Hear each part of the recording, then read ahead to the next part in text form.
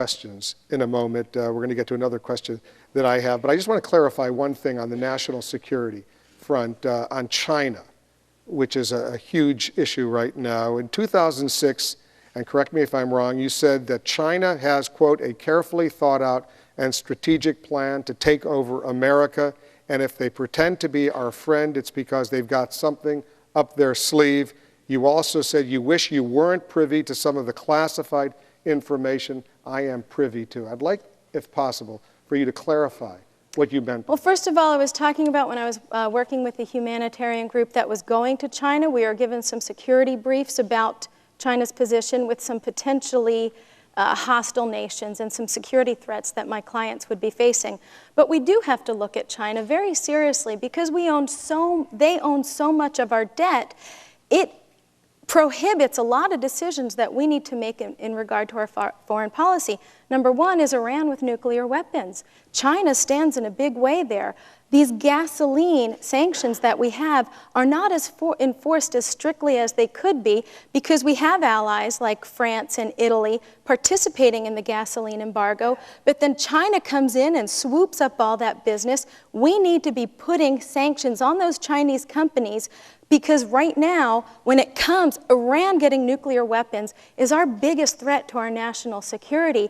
And when we go to China and we say, please stop these companies, they probably smirk because we're not economically in a position to really hold them to that.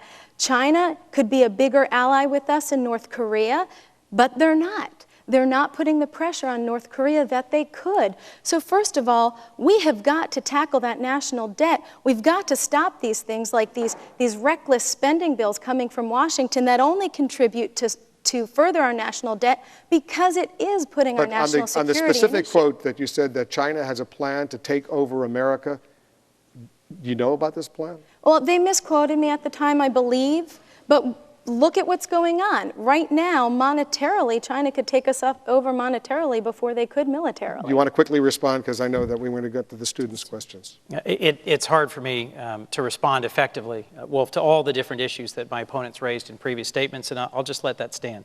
I don't have any classified information about China or its plans. But what I think we really need to focus on in this debate on this particular question is the steady degradation of our security posture in the Pacific Rim. The Australian Navy engaged in joint exercises with the Chinese and specifically excluded us recently. A dramatic shift in the Australian policy. And as the Chinese have become economically stronger, they are seeking to become militarily stronger. They're pushing the envelope on issues from Taiwan to trade to intellectual property. It is a profound threat, not just to the vitality of our economy and our innovation and our manufacturing businesses, but also to our safety and security, to have widespread counterfeiting of everything from pharmaceuticals to aircraft parts to garments going on in China without our standing up and fighting against them in trade war. So are you saying we're out of time at this particular point? Are you saying that China has a plot to take over America? We're going to close out this conversation and move on to the student questions because we do want to involve the University of Delaware students. And first up, we have a question from a student who brings us the issue of don't ask, don't tell. I was wondering if you're planning on bringing back up the issue of don't ask, don't tell and its possible repeal. Mr. Coons, your response, 1 minute. I would move swiftly as a senator to repeal don't ask, don't tell. I think it is discrimination, plain and simple.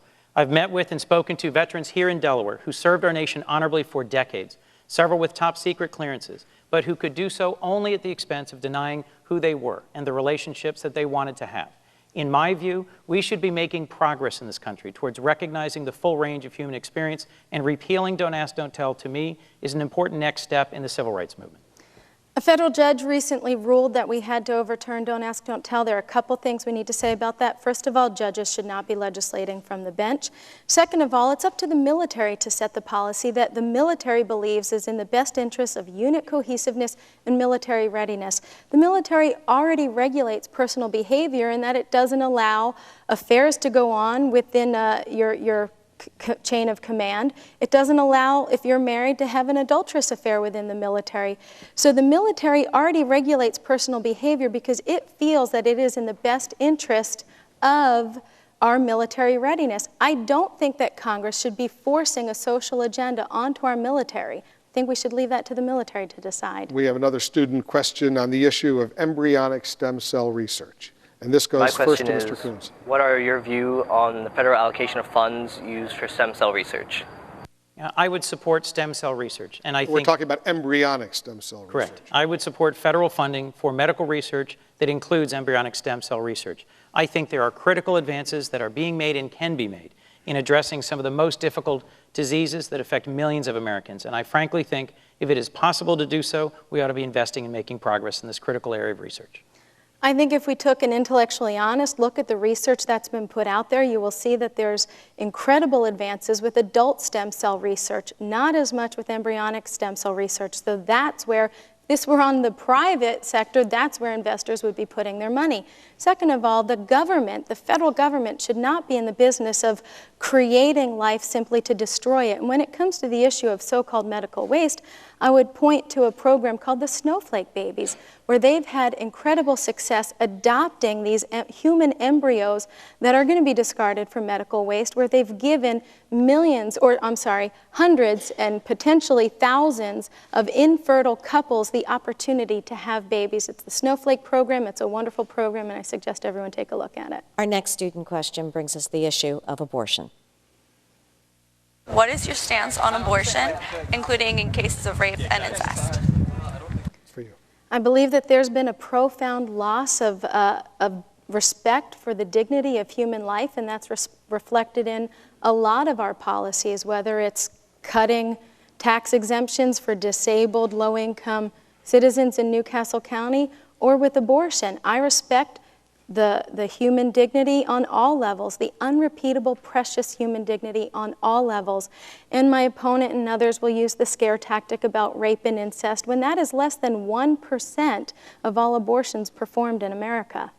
Mr. Coons? I strongly support a woman's right to choose. It is settled constitutional law. It is an important part of our nation and its freedoms. I personally am opposed to abortion, but I don't think it is my place to put that view on women. I think abortion should be safe, legal, and rare. Let's get into some of these issues, and then we'll go back and get some more students' questions on the issues of gays serving openly in the United States military. Almost all of the NATO allies allow gays to serve openly in the military. Israel, which has a fine military, as you know, allows gays to serve openly in the military. Why specifically do you believe gays should not be allowed to serve openly in our military? Because it's a military policy that our military set forth. It's the same thing as I said in my remarks about adultery not being allowed in the military. It's a military policy that they regulate because they believe that is in the best interest of unit cohesiveness and our effective military. So if the chairman of the Joint Chiefs of Staff says he believes gays should be allowed to serve in the military, would that be good enough for you? If the heads of all four branches of the military said that, then it would be up to them, not me as a U.S. Senator, to impose my social agenda, whether it's for or against Don't Ask, Don't Tell. Well, what about that? What if the chairman of the Army, the Navy, the Air Force, and the Marine Corps, the respective chairman said, you know what? We'll do whatever the commander-in-chief tells us to do, but we don't think it's a good idea because of these issues that Ms. O'Donnell raises, unit cohesion, and those other issues. What would you say then? One of my real heroes is Harry Truman. Harry Truman made a very difficult decision to compel the racial integration of the United States Armed Forces at a point when most of the leadership, most of the generals said, for exactly the same sorts of reasons, unit cohesion, performance in the battlefield, we should not have a racially integrated military. That was a brave decision. It was an important decision. And the ultimate long-term impact has made our United States military one of the most progressive in terms of promotion advancement opportunities for racial minorities of any organization in our country. As you said earlier, most of our NATO allies have long ago realized that we are giving up on the service of thousands of potential volunteers who could be serving our nation at home and abroad. I don't think it makes any sense, because of a narrow social agenda, to continue to exclude them from open service in our military. Our next student question, Coons. we're not necessarily going to open discussion on that right now because we want to get the student questions in. Our next student question comes on the issue of campaign finance reform. What is your position on campaign finance reform, and what is your reaction to the recent Supreme Court ruling allowing corporations to donate to political campaigns? Mr. Coons, you're first, 1 minute. I think the Citizens United decision, the decision to which the student's referring, was an unfortunate and ill-decided decision, one that opens the floodgates to increased corporate contributions that could have the unintended consequence, I think unintended in the decision, of significantly distorting our electoral process here in the United States. And I would support reforms that further disclose who's behind these shadowy groups, whether individuals or corporations that are trying to influence our elections by pouring money into it. Sunshine is the best disinfectant. And in politics, it is best for us to disclose as fully and as broadly as possible who's making contributions. And yet the legislative efforts to do exactly that have failed to do that. The Disclose Act that, Harry Reid, which he's called my opponent his pet, has put out there to do just that, has exempt the major corporations from disclosing it. Instead, what these efforts do is only serve to infringe on the First Amendment right of private citizens. I'll use my own campaign as an example. From our FEC reports, my supporters have been getting harassing phone calls, not just from reporters, but from all kinds of people who oppose my candidacy. They're using intimidation tactics because we are forced to disclose who is contributing to my campaign. So this so-called campaign finance reform is exempting the corporations, whether on the left or the right. It's those who are in Washington already, those who are over 10 years old, who have over 500,000 members, and who are already playing in the backroom deals. So this is a misguided attempt. Do the American people have a right to know where all this money in these campaigns is coming from? Yes and no. I believe that there are ways to do that where we can report to the FEC, but we don't have to make them public unless there's a question of corruption. And then that would prevent a lot of the harassment that my supporters are getting. That would prevent a lot of the discussion about our First Amendment rights. We can disclose that to the FEC, but they don't have to put it up on a website that makes anyone vulnerable to further fundraising calls. I mean, over and over, that's a repeated violation in many campaigns, not my own. But even my own party has said, go look on someone's FEC report and call them up for a donation. And I've said, absolutely not. That's against the law. Very quickly. So these so-called disclosure attempts are being abused.